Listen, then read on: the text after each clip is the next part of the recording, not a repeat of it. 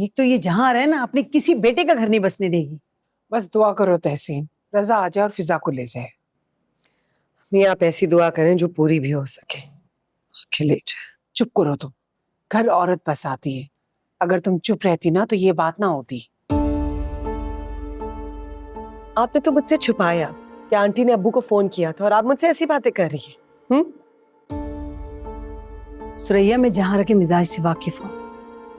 वो औरत मौके की तलाश में रहती है और फिजा तो उस दिन से उसकी आंख में खटक रही जब नदीम उसके घर गया था। एक तो ये नदीम नदीम पता नहीं हुआ क्या करने गया था। सारी फसाद की जड़ी वही है। बस कर दे, जो होना था वो हो गया है ना। फिजा को ब्लेम करना बंद करें। वैसे भी वो औरत है ही बदतमीज, कोई फायदा नहीं। तुम तो चुप ही कर जाओ, बड़ों की बातों में मत बोला करो। आपकी तो जिंदगी गुजर जाएगी हमें तमीज से खा सिखा के। उनको कुछ मत कहिएगा।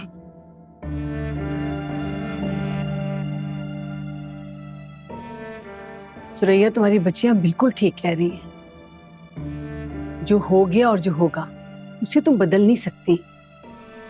हौसला रखो और आप देखना छोड़ दो। जिंदगी जैसे गुजर रही है उसे गुजारने की कोशिश करो। तहसीन खाला, अगर रजा को कोई एहसास होता ना तो मुझे फोन करता, कुछ कहता, कुछ पूछता। अब 24 घंटे अपनी माँ के साथ तो नहीं बैठा रह सकता तो मुझे फोन ना कर सके। और नहीं तो क्या, अब अगर फिजा की किस्मत में माँ के घर बैठना है तो तुम रोक लोगी? अरे तहसीन क्या हो गया? मैंने 2 बेटियां और भी ब्यानी है। क्या हो गया सुरैया? खुदा पे तवक्कल करो, सब ठीक हो जाएगा।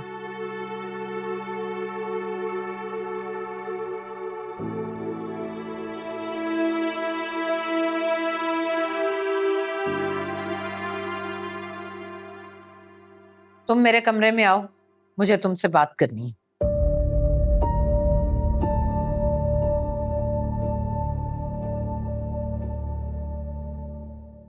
अब क्या चाहते हो तुम? तुम्हें चाहता हूँ, सिर्फ और सिर्फ तुम्हें चाहता हूँ और तुम्हें हासिल करके रहूंगा। फजूल बातें मत करो अली।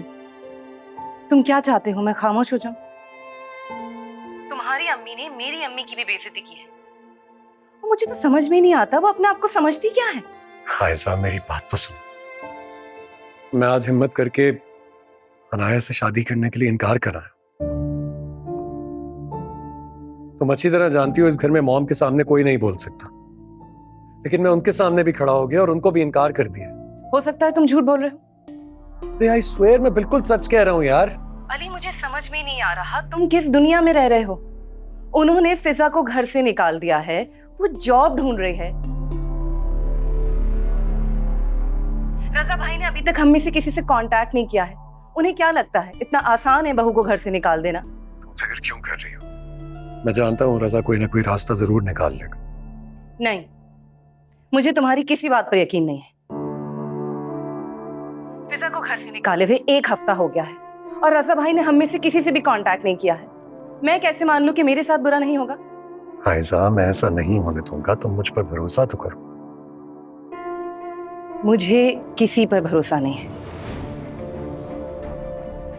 तुम्हारी अम्मी बहुत जिद्दी है, ना उन्हें कुछ समझाया जा सकता है ना उन्हें कुछ सिखाया जा सकता है। जो उनकी जिद है ना वो अपनी जिद पूरी करके रहेंगी। तुम मेरी बात पर तसल्ली क्यों नहीं कर रही हो? ठीक है, जब तुम्हारी ये तसल्लियां पूरी हो जाए ना तब तुम मुझे बता देना।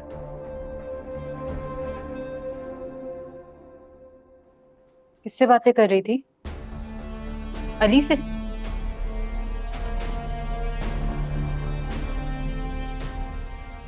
हाँ। तुम अब भी उससे बातें कर रही हो? तो तुम मुझे बताओ ना क्या करूं मैं तो मजबूर हूं अपने दिल के हाथ। तुमने देखा है ना फिजा का हाल। वो जब तक मरेंगी नहीं उनकी औलाद सुकून से जिंदा नहीं रहेगी और मरने का तो उनका कोई प्लान है नहीं। ठीक है, जो मेरी किस्मत में लिखा होगा वही होना ना। देख लेते हैं। आयजा, आयजा बात सुनो। आ जाओ।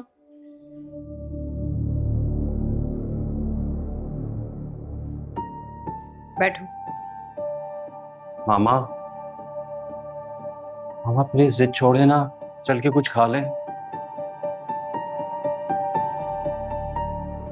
तुम्हें फिजा को तलाक देना होगी,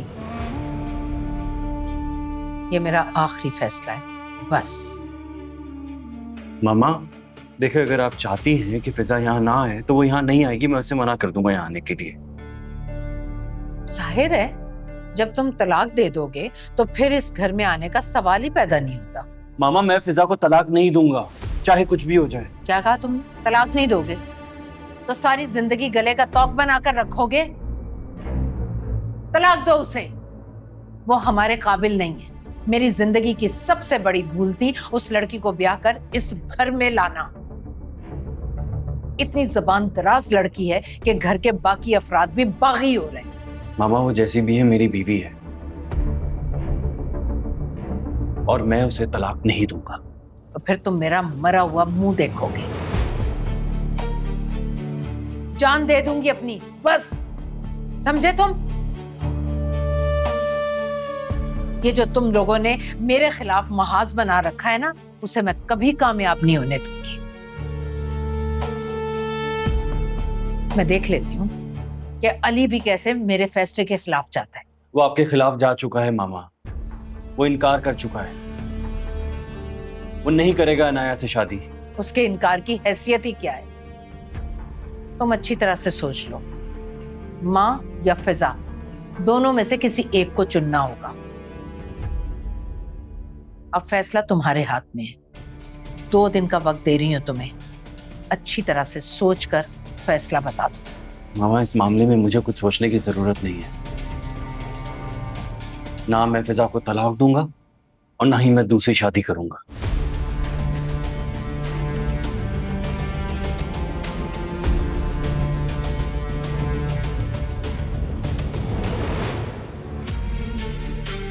मैं शादी ही नहीं करूंगा, लेकिन अनाया को सारी जिंदगी कबूल नहीं कर सकता। एक बात याद रखना, औलाद इसलिए नहीं होती कि कुर्बानियां दिए जाए, वो कभी कभी औलाद के लिए भी कुर्बानी देनी पड़ती है। ऐसा तो मैं बिल्कुल नहीं होने दूंगी। अली और रजा दोनों मेरी मर्जी पर अमल करेंगे।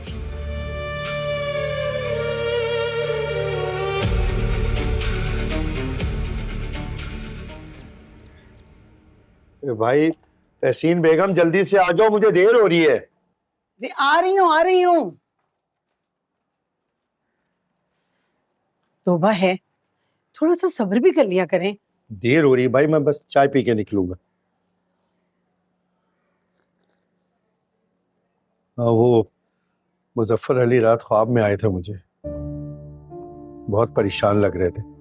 कह रहे थे कि वो तुम रजा से बात करो। मैं सोच रही हूँ कि मैं रजा को फोन करके बुलाती हूँ और मैं बात करती हूँ उससे। मेरा ख्याल है कि मैं खुद ऑफिस चला जाता हूँ। भाई कोई ना कोई बात तो वो आगे बढ़ाएगा ना। रजा के मुंह में क्या जुबान नहीं है? खुद नहीं बात कर सकता फिजा से? बंदे को माँ का इतना फरमाबरदार भी नहीं होना चाहिए। अच्छा एक बात बताओ, ये जहांआरा किस बात पर करती है भाई? सोने का चमचा लेके पैदा हुई थी जहांआरा। अरे मीर नोमान से तो मोहब्बत की शादी की थी और बाप का सारा पैसा लगा के उसको बिजनेस करा दिया। इस बात को भी बरसों बीत गए। उसके तो बाप को मरे हुए भी 9 साल हो गए, लेकिन अकड़ अभी तक नहीं गई जहांआरा की। हाँ तो पैसा भी तो उनके बाप का लगाया हुआ था ना। अरे बरसों बीत गए इस बात को। मीर नोमान तो कहते हैं कि मैंने सारा पैसा अदा कर दिया, ये तो मेरी अपनी मेहनत का पैसा है। ऐसे एक राज है मेरे पास मीर नोमान का। कौन सा राज? मैंने मीर नोमान से कसम खाई थी कि मैं किसी को भी नहीं बताऊंगी। ये तो इत्तेफाक की बात है कि मुझे पता चल गया। मुझे तो बता दो। नहीं बता सकती ना, मैंने कसम खाई थी। तो ठीक है, जैसे तुम्हारी मर्जी भाई। ठीक है, अल्लाह हाफिज। चलें, खुदा हाफिज।